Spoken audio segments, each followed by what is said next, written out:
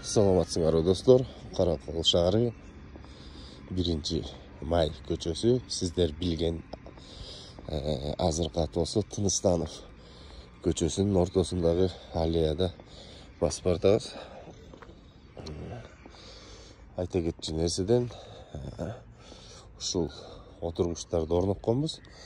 Андан кийин элдин көбү качан ушул таштаганга урналар коюлат деген суроолор көп болду эле. Мына азыр өзүңүздөр көргөндөй ар бир скамейканын жанында жакшынакай урналар коюлду. Ошону менен бирге жаңы освещение да коюлган бияка. Кечкисин унун ичи жарык, таза. Жана биякта өзүңүздөр билгендей брусчатка да жаңы басылган. Эми бул жерге келип шашпай отуруп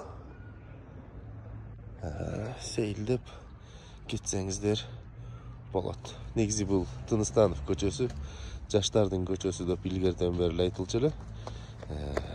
Биякта сейилдегилердин көбү студенттер, окуучулар жана ошо Каракол шаарынын жаштары ушактан ары бери басып көп сейилдечү эле.